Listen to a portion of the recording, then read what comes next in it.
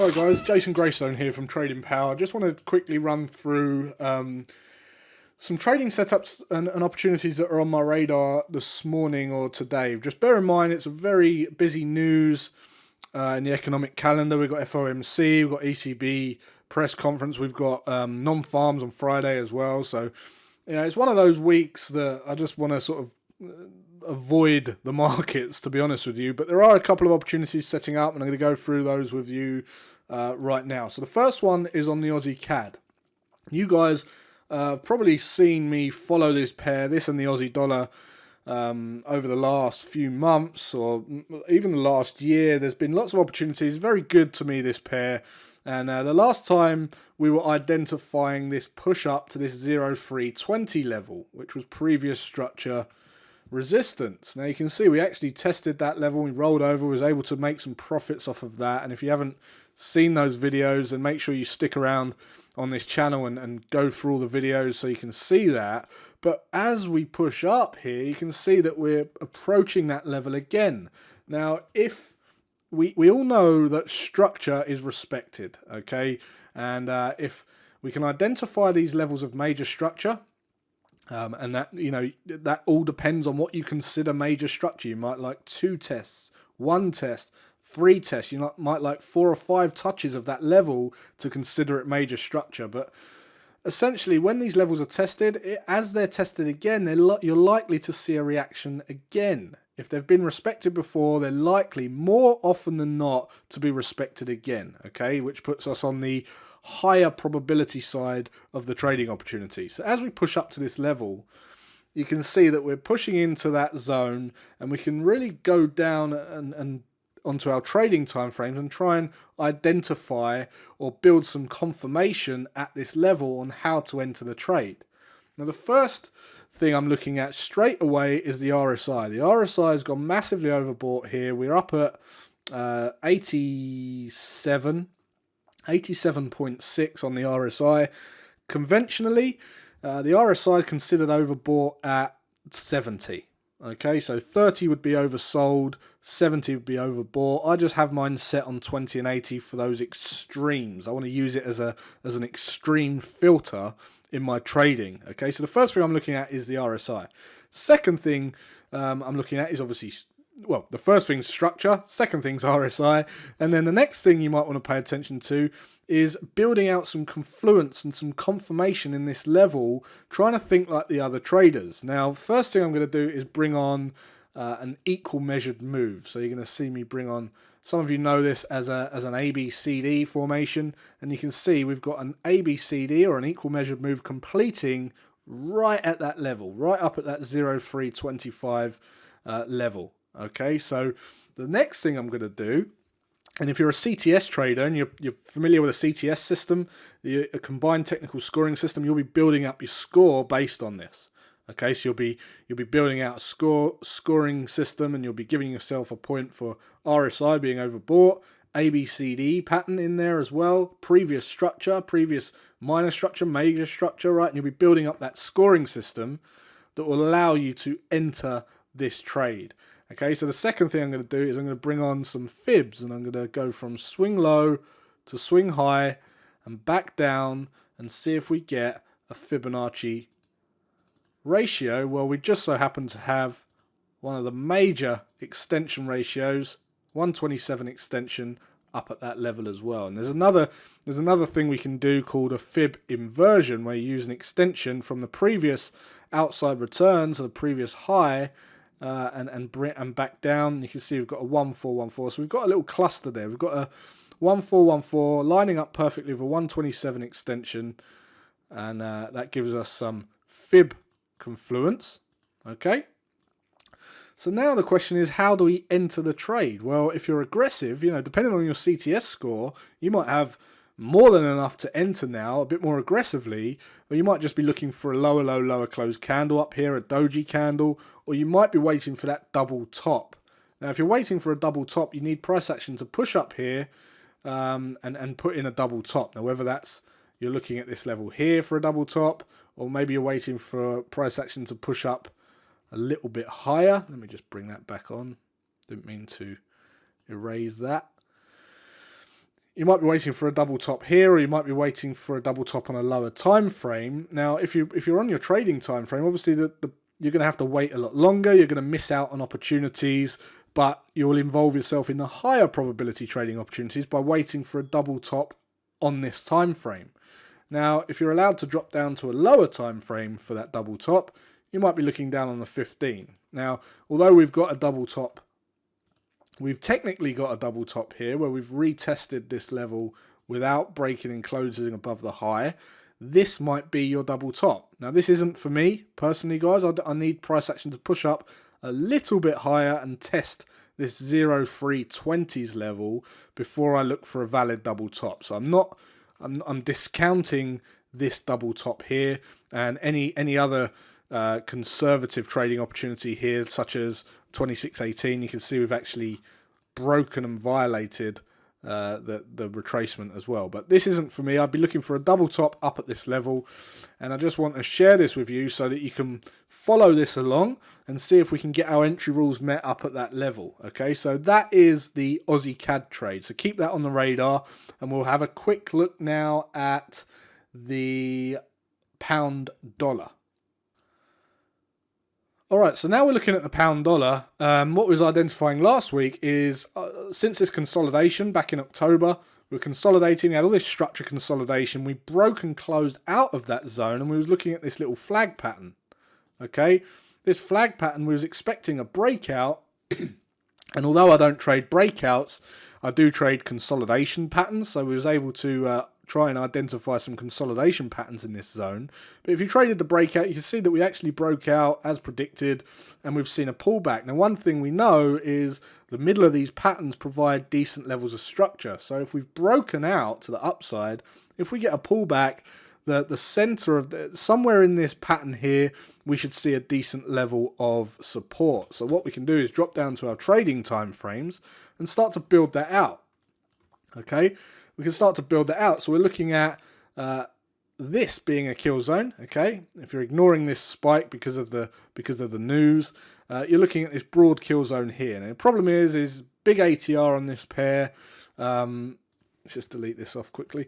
Big ATR on this pair, so you're going to have to weigh up how much risk you've got on the table if your stop loss needs to go below this low. If you're looking at a stop loss going below this low, I think the ATR is about 30 pips. Yep, 30 pips on this pair, so you're going to really want to get your stop loss about 30 pips below the low, which is going to put you down at around 30, okay, just below 30, which means, I mean, I've got a 100 pips stop limit on any one trade, so I can't enter any higher than this level here. So my kill zone has been reduced down to this level here.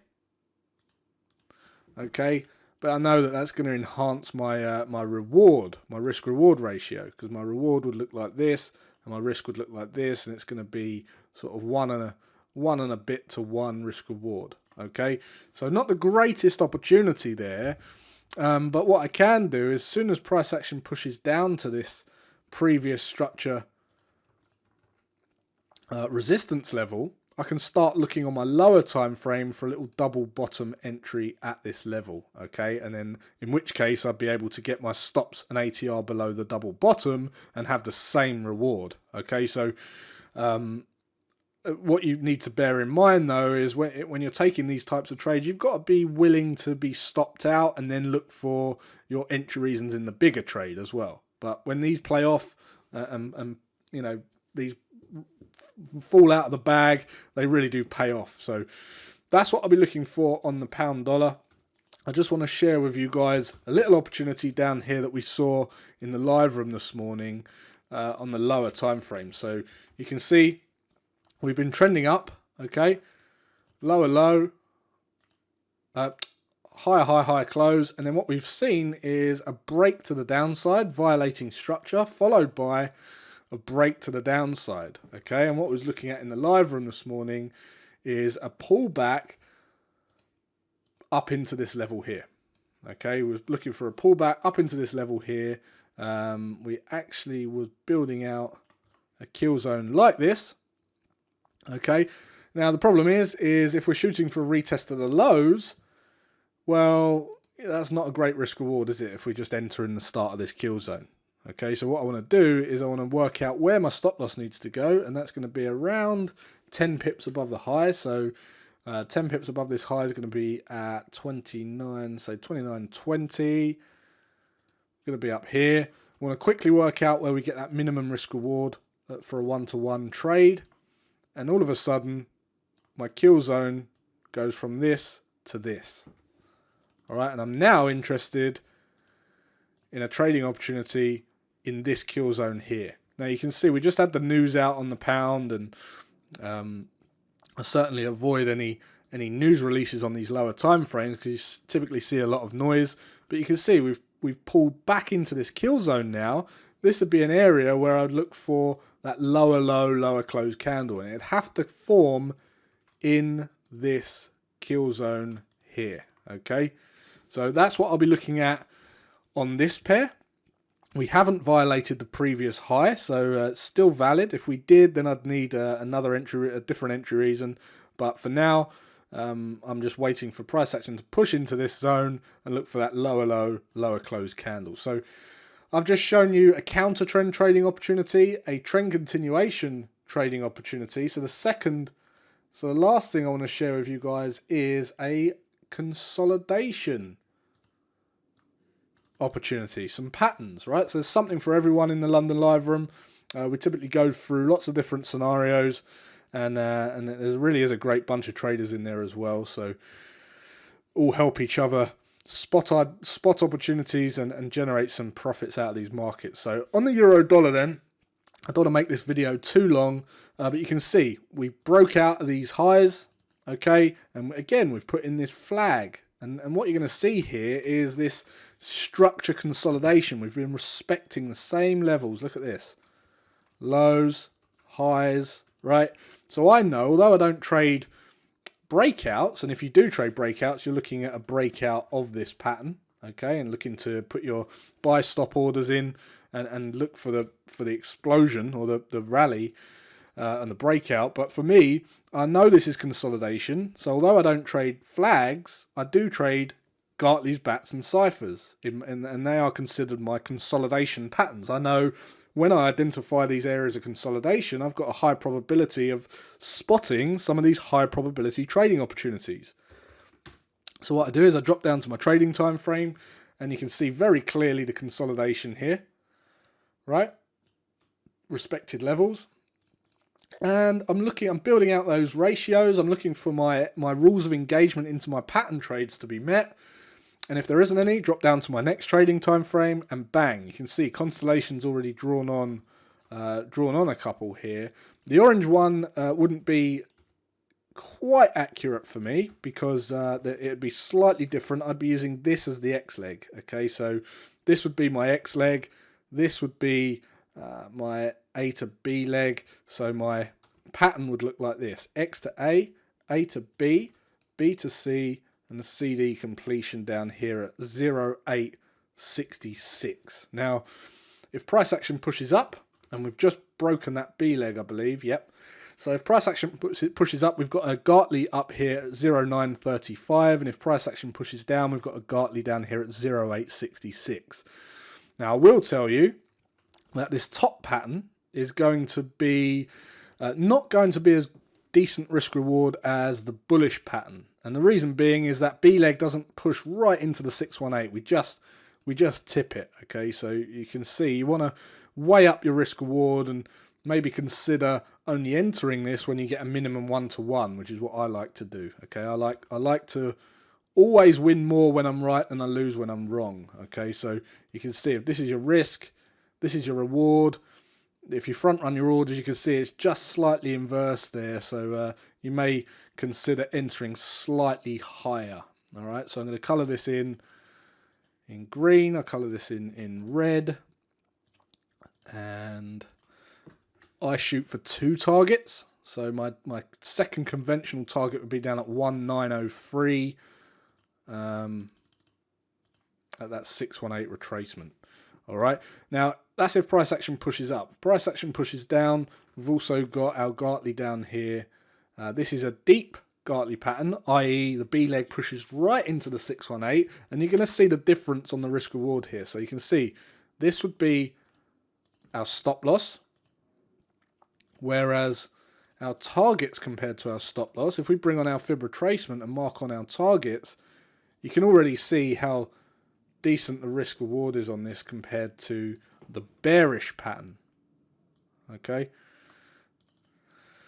so target ones would be up at the 382 at 0.897, target twos up here at 0.916, and there you have it, a couple of consolidation patterns. So I've been through trend, counter trend opportunity, trend continuation opportunity, and a consolidation trading opportunity, and this all boils down to how to read a price chart. Okay, how to let price action tell you the story and give you that discretion on what's likely to happen next. And once you've got that down, you know, the basics, you get the basics down, that really is going to have an impact on your trading. And I would strongly recommend two things.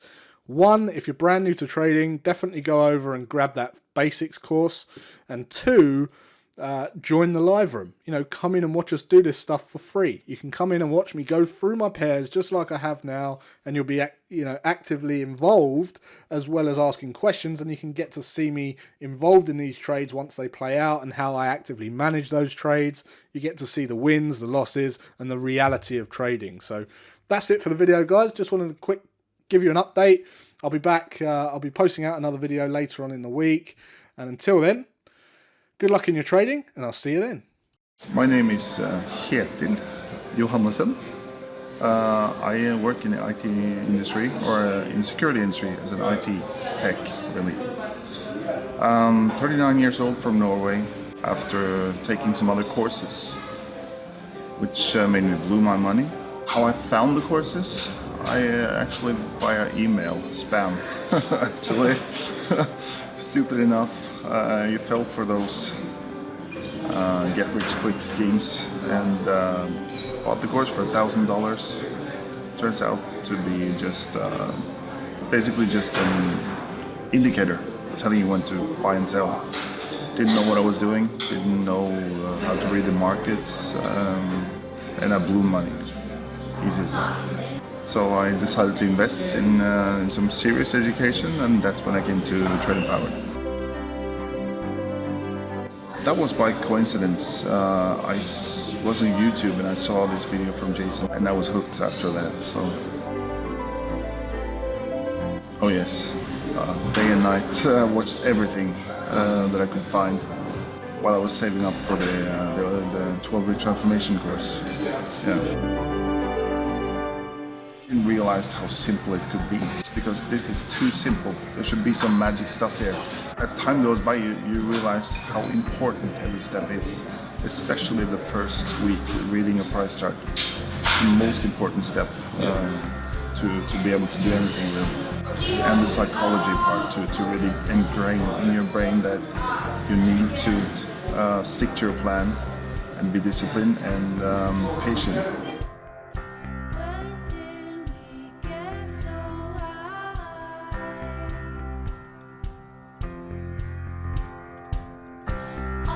It's been amazing, really. I went from losing to about break even, and now I'm profitable.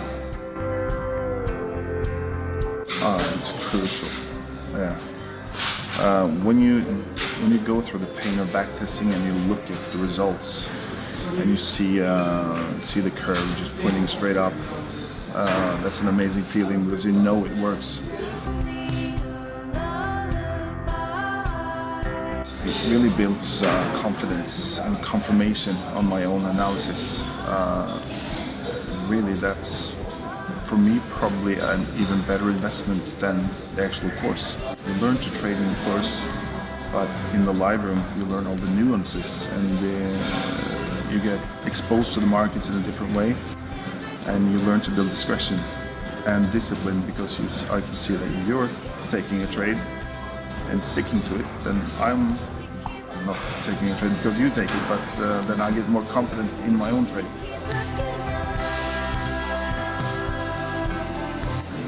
With without a doubt. That's the most important investment you can make. Yeah, because you can fund an account with a couple of $1,000 and you're guaranteed to blow it within a month. And then you do it again, and then you do it again because you think this time is going to be different. But you still don't know what you're doing. So you need to get educated.